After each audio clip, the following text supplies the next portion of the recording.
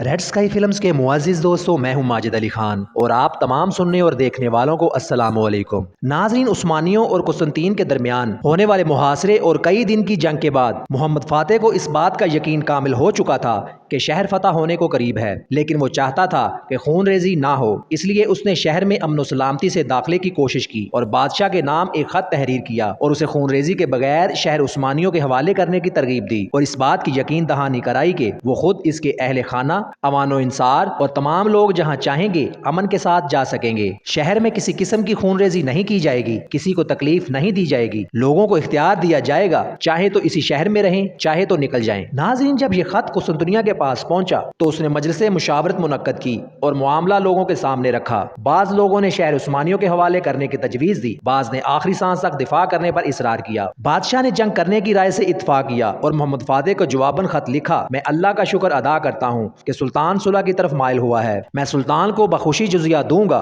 رہی بات قسطنطنیہ کی، تو میں قسم کھاتا ہوں کہ زندگی کی آخری سانس تک اس کا دفاع کروں گا، یا تو میں اپنے پایہ تخت کی حفاظت میں کامیاب ہو جاؤں گا یا اس کی فصیلوں کے نیچے زمین میں دفن ہو جاؤں گا۔ ناظرین، یہ خط جب سلطان محمد فاتح کے پاس پہنچا تو انہوں نے کہا: اچھا، بہت جلد قسطنطنیہ کا تخت میری ملکیت ہوگا یا یہ شہر میرا مدفن بن جائے گا۔ ناظرین، جب سلطان کو یقین ہو گیا کہ بیزنطینی شہر حوالے نہیں کریں گے تو انہوں نے زوردار حملوں کا حکم دے دیا۔ بالخصوص توپ خانے کو حکم دیا کہ وہ اپنی کاروائی تیز کرے۔ مسلمانوں نے حملوں کا زور بڑھا دیا اور توپ خانہ نے اس قدر گولہ باری کی کہ بڑی شاہی توپ کثرت استعمال کی وجہ سے پھٹ گئی۔ جو لوگ اس توپ کو چلا رہے تھے، ان کا نگران معروف آہنگر اور بان تھا، جس نے فوراً اس توپ کو درست کیا۔ سلطان نے آگ اگلتی توپوں کو ٹھنڈا کرنے کے لیے تیل کے استعمال کا حکم دیا۔ یہ ترغیب کارگر ثابت ہوئی اور ایک مرتبہ پھر شہر پر گولوں کی بوچھاڑ ہو گئی، بلکہ مسلمان توپچیوں نے اس مہارت سے گولہ باری کی کہ گولے فصیلوں اور قلعہ بندیوں سے گزر کر شہر کے وسط میں گرنے لگے۔ ناظرین، سلطان محمد فاتح نے شورائے مجلس کا اہتمام کیا، جس میں مشیر، سپہ سالاران فوج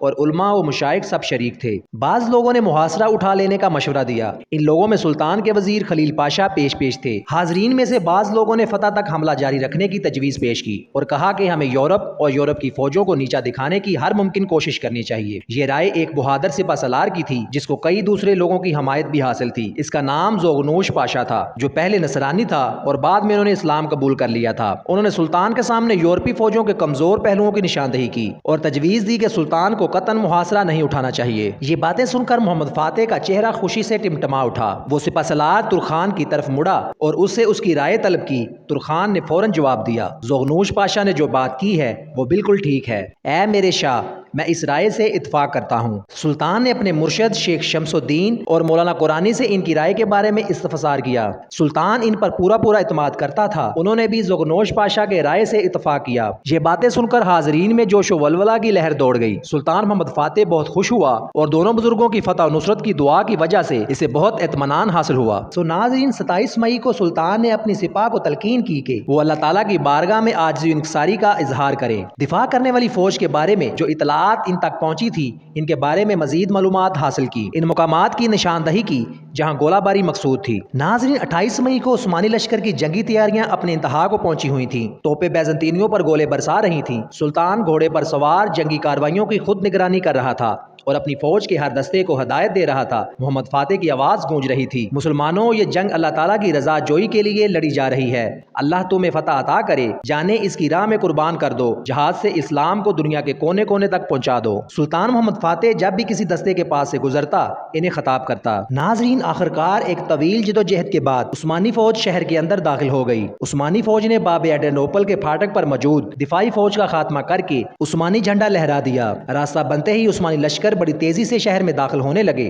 قسطنطین نے شہر کے شمالی پھاٹک پر جب اپنے عثمانی جھنڈا لہراتے دیکھا تو وہ خود بھی مایوس ہو گیا اور اسے یقین ہو گیا کہ اب دفاع بے سود ہے۔ اپنا شاہی لباس اتارا، عام سپاہی کا لباس پہنا تاکہ وہ پہچانا نہ جا سکے۔ بالآخر یہ نصرانی بادشاہ جوان مردوں کی طرح میدان جنگ میں لڑتے لڑتے قتل ہو گیا۔ شہنشاہ قسطنطین کی موت کا سنتے ہی جہاں عثمانی سپاہ کے جوش و جذبہ میں بے پناہ اضافہ ہوا۔ ناظرین، سلطان محمد فاتح نے قلعہ فتح ہوتے ہی نصرانیوں کے ساتھ بڑا اچھا سلوک کیا۔ سلطان نے نصرانیوں کو مکمل مذہبی آزادی دے دی اور وہ آزادانہ مسیحی شعائر پر عمل کر سکتے تھے۔ ناظرین، یہ تھی فتح قسطنطنیہ کی آخری ایپیسوڈ۔ تو امید کرتا ہوں کہ آپ کو ہماری یہ آج کی سٹوری پسند آئی ہوگی۔ مزید ایسی انفارمیٹیو اور ہسٹوریکل سٹوریز دیکھنے کے لیے ہمارے چینل کو سبسکرائب کر لیں اور گھنٹی کے نشان کو بھی دبا دیں تاکہ آنے والی ہماری تمام ویڈیوز آپ تک پہنچ سکیں۔ اسی کے ساتھ اپنا بہت سارا خیال رکھیے گا۔ اللہ حامی و ناصر۔